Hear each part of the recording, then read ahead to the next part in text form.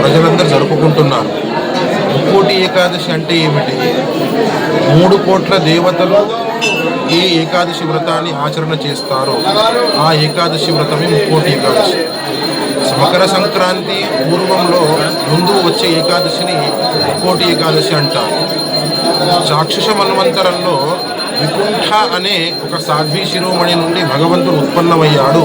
అందుకొరకే భగవంతుడికి వైకుంఠధాముడు అని పేరు వచ్చింది.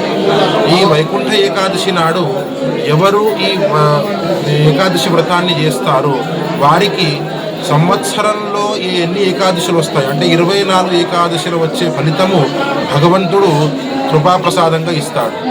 ఏకాదశి వ్రతం అనేది చాలా గొప్పదైన వ్రతం.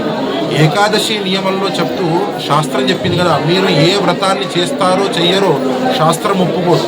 కానీ ఏకాదశి వ్రతం ఎవరు చెయ్యరో వారికి ముక్తిని భగవంతుడు ఎప్పుడు ప్రసాదించడు. పూర్వం అంబరీష్ అనే రాజు ఉండేవాడు. అతడు కూడా ఏకాదశి వ్రత ఫలంతోనే పరంధాముడైన వైకుంఠధామానికి చేరుకున్నాడు. అలాంటి గొప్పదైన వ్రతము ఏకాదశి వ్రతము. ఈరోజు మా గోవింద మహారాజ్ మఠము నుండి ఈ ఏకాదశి వ్రతాన్ని ఎవరు చేస్తున్నారో వారిపైన రామచంద్రుని కృప, ప్రత్యక్షంగా కలియుగ ప్రత్యక్ష దైవమైన భూనీలా సమేతుడైన వెంకటేశ్వర స్వామి కృప పరిపూర్ణంగా ఉండాలని కోరుతూ ముగిస్తున్నాను. జయ జయ రఘువీర సమర్థ.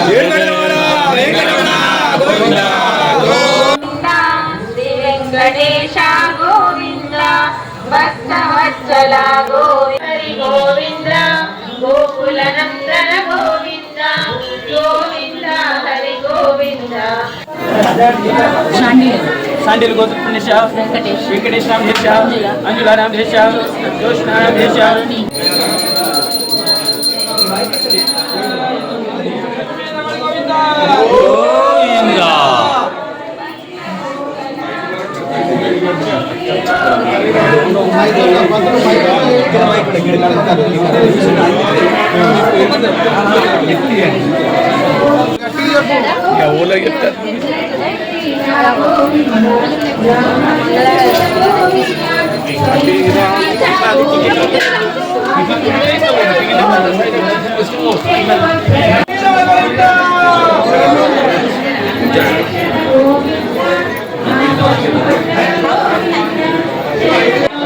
Hare